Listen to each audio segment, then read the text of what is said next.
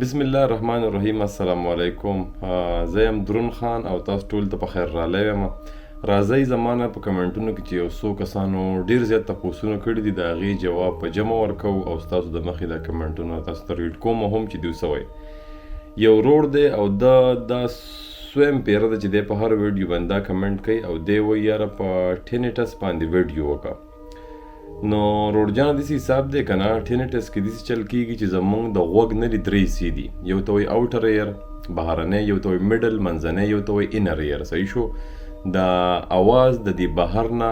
داسې د دننه غوږ ته ځي، د انر ایر ته ځي او د هغې نه بیا مغزو ته ځي او مغزو ته بیا خبر رسي چې یاره لکه پلان کې اواز سوی یا څوک سوی. صحیح شو؟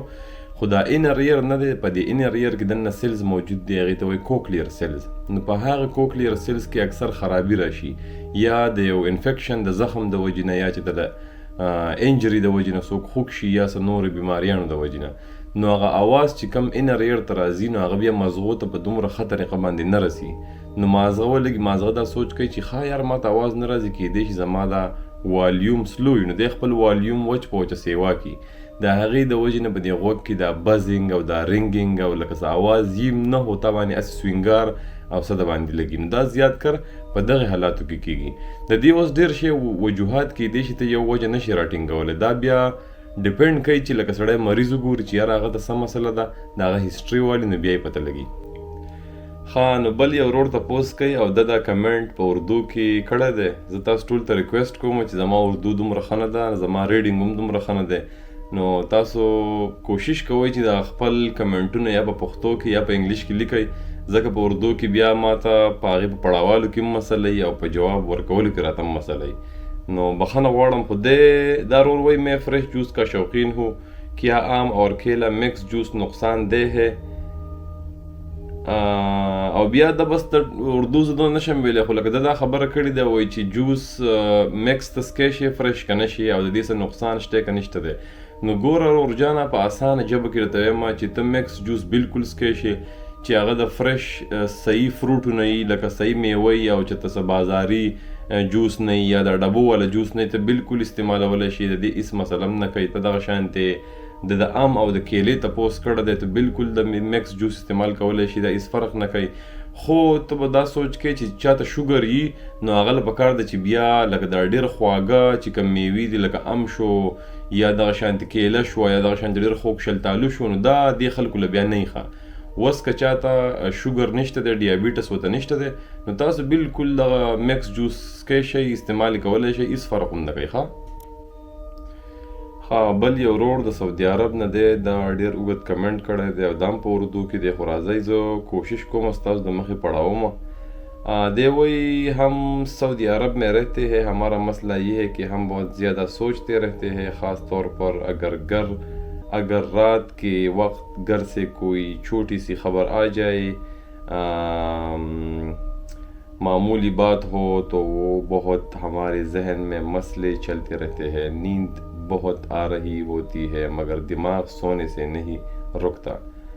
کبھی اٹھ کر بات روم چلے جاتے ہیں، کبھی موبائل دیکھ کر دھیان بٹانے کی کوشش کرتے ہیں لیکن پھر بھی وہی خیالات چلتے رہتے ہیں، یہاں تک کہ سر میں درد شروع ہو جاتا ہے. اس کی وجہ سے بہت زیادہ پریشانیاں ہوتی ہے، غصہ بھی جلدی آتا ہے اور محسوس ہوتا ہے کہ دماغ کمزور ہوتا جا رہا ہے.